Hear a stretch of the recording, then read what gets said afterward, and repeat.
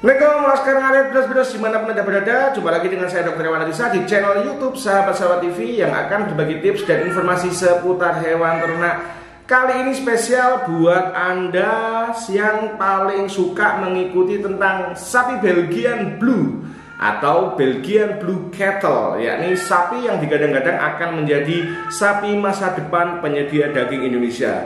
Jadi Indonesia punya target tahun 2026 itu harus sudah bisa swasembada daging. Artinya bukan hanya banyak dari sisi populasi, tetapi juga secara kuantitas harus mampu memenuhi kebutuhan daging dalam negeri. Jadi saya akan menjawab 10 pertanyaan tentang Belgian Blue, mulai dari keunggulan, sejarah, embrio transfer, sudah ada berapa harga strawnya, dan lain-lain. Ada 10. Jangan kemana-mana. Yang belum subscribe, please subscribe dulu. Yang sudah subscribe, terima kasih. Dan yang sudah ketik lonceng dan sudah berlangganan untuk menyimak video saya ucapkan terima kasih. Oke, langsung saja sahabat-sahabat dimanapun Anda berada. Laskar Ngarit Bros.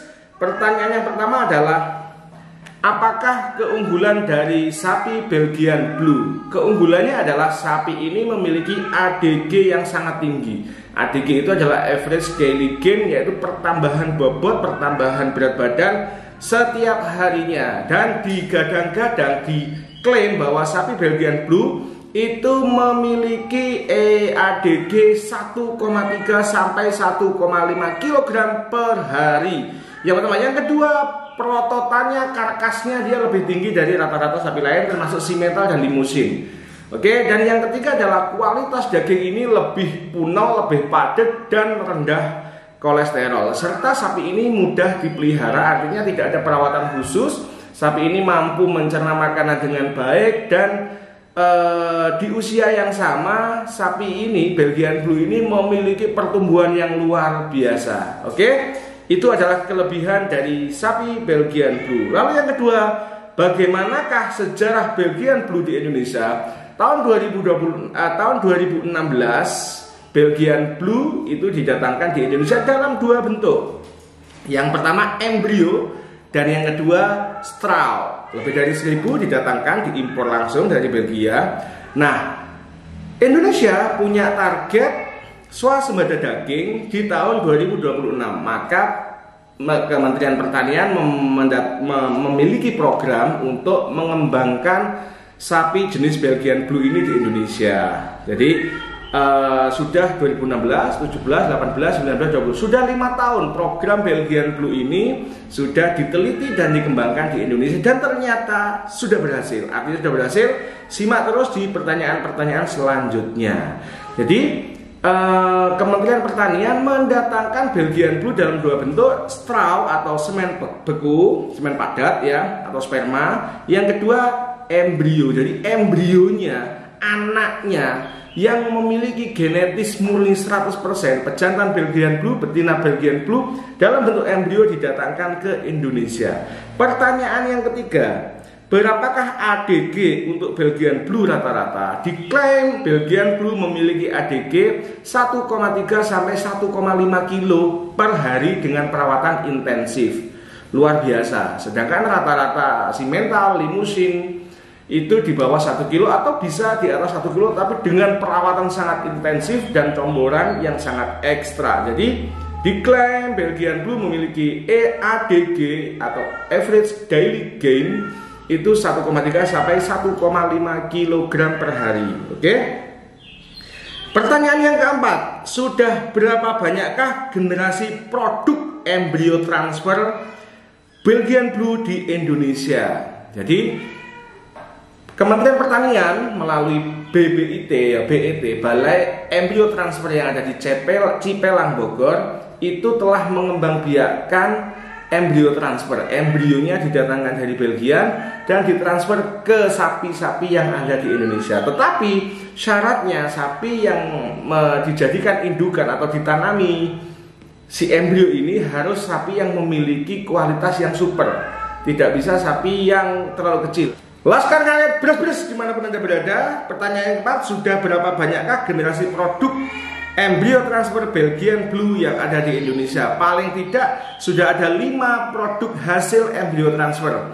Generasi pertamanya adalah Gatot Kaca, lalu ada Bima Sakti, ada Arimbi, ada Danur, dan ada Sri Kandi. Jadi 3 jantan dan 2 betina.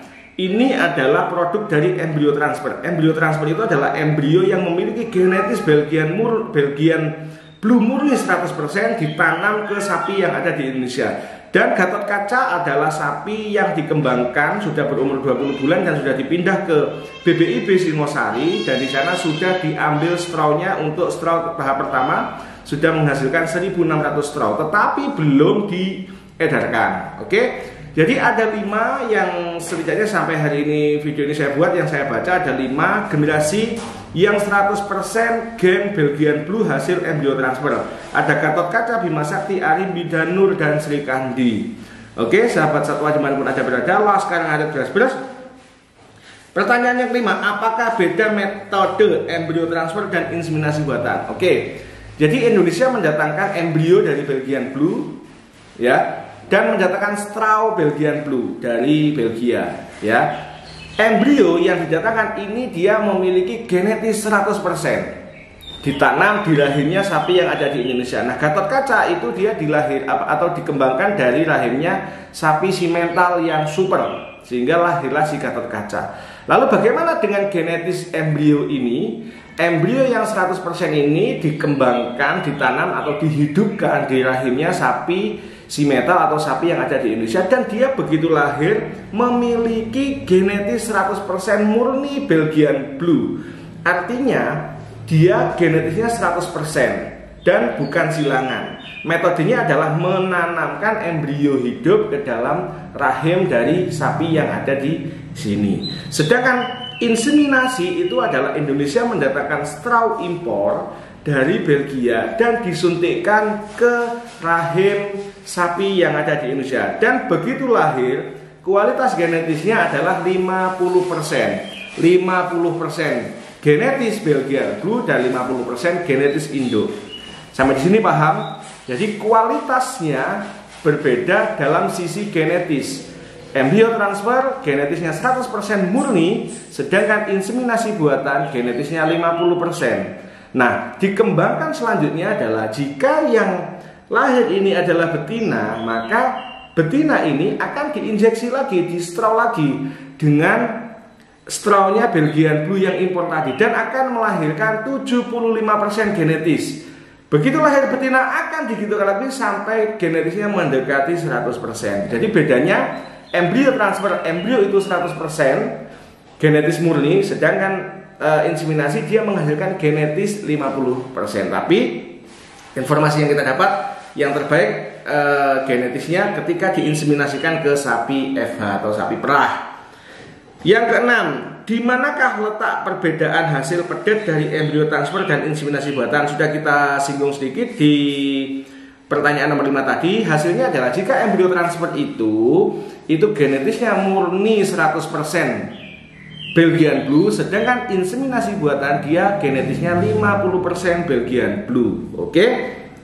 Yang ketujuh, di usia yang sama bagaimana perbandingan antara berat dan usia Belgian Blue dibanding simental atau limosin?